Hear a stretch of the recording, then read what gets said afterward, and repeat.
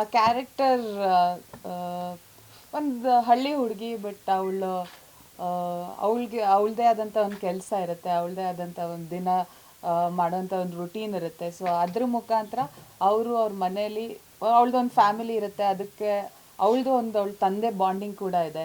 ಅದ್ರ ಜೊತೆ ಅಶೋಕ ಹೇಗೆ ಅಶೋಕ ಹೇಗೆ ಸಿಗ್ತಾನೆ, ಅಲ್ಲೇನಾಗುತ್ತೆ, ಅದಾದಮೇಲೆ ಒಂದಿಷ್ಟು ಏನು ಸಿನಿಮಾದಲ್ಲಿ ಒಂದಿಷ್ಟು ಫೈಟ್ಸ್ ಅಂದರೆ ಅದು ಹೇಳ್ದಂಗೆ ಬ್ಯಾಟಲ್ ಫೀಲ್ಡ್ ಫೈಟ್ಸ್ ಅಲ್ಲ, ಬಟ್ ಬೇರೆ ರೀತಿಯಾದಂಥ ಒಂದು ಯುದ್ಧಗಳು ನಡೆಯುತ್ತೆ, ಅದರಲ್ಲಿ ಅವಳು ಹೇಗೆ ನಿಲ್ತಾಳೆ ಅನ್ನೋದು.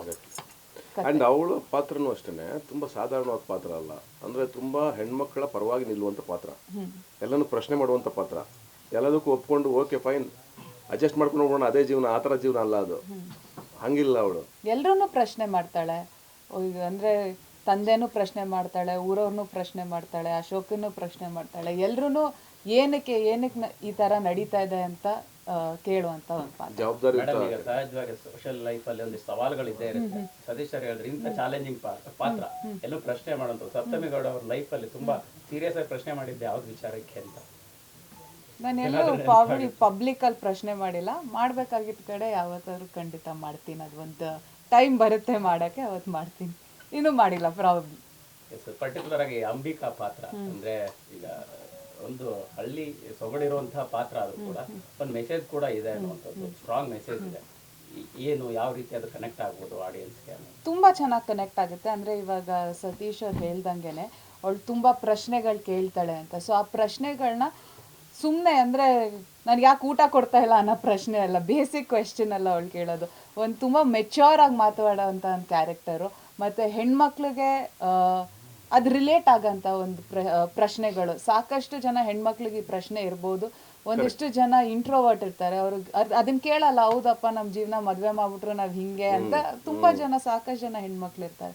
ಸೊ ಅಷ್ಟು ಜನಕ್ಕೆ ನಿಂತು ಇವಳು ಆ ಪ್ರಶ್ನೆಗಳನ್ನ ಸಮಾಜಕ್ಕೆ ಕೇಳ್ತಾಳೆ. ಆ ಸಮಾಜನ ನಾವು ನಿಂತ್ಕೊಂಡು ಸಮಾಜ ನಡೆಸ್ತಾ ಇದ್ದೀವಿ ಅಂತ ಯಾರು ಮಾತಾಡ್ತಾರಲ್ಲ ಅಂಥವ್ರನ್ನೇ ಡೈರೆಕ್ಟ್ ಆಗಿ ಕೇಳ್ತಾಳೆ. ಒಬ್ಬ ಮಹಿಳೆ ಸಮಾಜನ ಒಂದು ಸಂದರ್ಭಕ್ಕೆ ಪ್ರಶ್ನೆ ಮಾಡುವಂತಹ ಸಾಧ್ಯತೆಗಳು ತೀರಾ ಸುಲಭ ಅನ್ಸುತ್ತಾ, ಕಷ್ಟ ಅನ್ಸುತ್ತಾ ಮೇಡಮ್? ಇಲ್ಲ, ದಿಸ್ ಟೈಮ್ ಆಫ್ ಇವಾಗ ಬಂದಿರೋ ಸೋಷಿಯಲ್ ಮೀಡಿಯಾ ಆಗಿರ್ಬೋದು ಅಥವಾ ಒಂದು ಫ್ರೀಡಮ್ ಆಗಿರ್ಬೋದು, ಹೆಣ್ಮಕ್ಳಿಗೆ ಖಂಡಿತ ಪ್ರಶ್ನೆ ಮಾಡ್ಬೋದು. ಬಟ್ ಏನಾಗುತ್ತೆ ಅಂದರೆ ಒಂದು ಹೆಣ್ಮಗು ಪ್ರಶ್ನೆ ಮಾಡಬೇಕಾದ್ರೆ ಅದನ್ನು ತಿರ್ಗ್ಸೋದು ಬೇರೆ ರೀತಿ ಆಗುತ್ತೆ, ಅದು ಜಾಸ್ತಿ ಆಗುತ್ತೆ ಅಷ್ಟೇ. ಬಟ್ ಕೇಳಕ್ಕಾಗಲ್ಲ ಅನ್ನೋ ಸ್ಥಿತಿಲಿ ಇವಾಗ ನಾವು ಖಂಡಿತ ಇಲ್ಲ. ಡೆಫಿನೆಟ್ ಆಗಿ ಪ್ರಶ್ನೆ ಮಾಡ್ಬೋದು, ಯಾರಾದರೂ ಬಂದು ಕೇಳ್ಬೋದು. ಆ ಥರ ಮೀಡಿಯಮ್ ಇದೆ ಇವಾಗ, ಅವೈಲಬಲ್ ಇದೆ. ಮೇಡಮ್, ಇನ್ನು ಡೈಲಾಗ್ ಬರೋದಾದ್ರೆ ನಿಮ್ಮ ಅಂಬಿಕಾ ಪಾತ್ರದ ಡೈಲಾಗ್ ಫಿಮೇಲ್ ಫ್ಯಾನ್ಸ್ ನಿಮ್ಗೆ ಆಲ್ಮೋಸ್ಟ್ ಇರೋಂಥದ್ದು, ಹಿಂದೆ ಸಹ ಆ ಡೈಲಾಗ್ ಗಳನ್ನ ಈಗಲೂ ಸಹ ಗುರುತಿರೋದು ಟ್ರೆಂಡಿಂಗ್ ನಲ್ಲಿ ಇರೋದು. ಆ ರೀತಿ ಅಂಬಿಕಾ ಪಾತ್ರಕ್ಕೆ ಸೂಕ್ತವಾದಂತಹ ಒಂದಷ್ಟು ಡೈಲಾಗ್ಸ್ ಇದೆ, ಖಂಡಿತ ಇದೆ. ಅದು ಒಂದು ಮೋನೋಲಾಗ್ ಕೂಡ ಇದೆ ಸಿನಿಮಾದಲ್ಲಿ. ಆ ಮೋನೋಲಾಗ್ ಐ ಥಿಂಕ್ ತುಂಬ ಜನಕ್ಕೆ ಅದು ಇಮೋಷ್ನಲ್ ಮಾಡುತ್ತೆ, ಆ್ಯಂಡ್ ಅದನ್ನು ಅವರು ಕ್ಯಾರಿ ಫಾರ್ವರ್ಡ್ ಮಾಡ್ಕೊಂಡು ಹೋಗ್ತಾರೆ ಸಿನಿಮಾದಲ್ಲಿ. ಅದು ಸಿನಿಮಾ ಬಿಟ್ಟು ಹೋದಾಗ ಅದು ಅವ್ರ ತಲೆಯಲ್ಲಿ ಉಳ್ಕೊಳ್ಳುತ್ತೆ. ಅದು ಬಿಟ್ಟು ಜಾಸ್ತಿ ಮಾತಾಡೋಕ್ಕಿಂತ ಜಾಸ್ತಿ ಇಮೋಟ್ ಮಾಡುವಂಥ ಕ್ಯಾರೆಕ್ಟರ್ ಅಂಬಿಕಾ ಅನ್ನೋ ಪಾತ್ರ, ಮಾತಾಡ್ತಾಳೆ. ಗ್ಯಾರಂಟಿ ನ್ಯೂಸ್, ಸುದ್ದಿ ಖಚಿತ, ನ್ಯಾಯ ನಿಶ್ಚಿತ.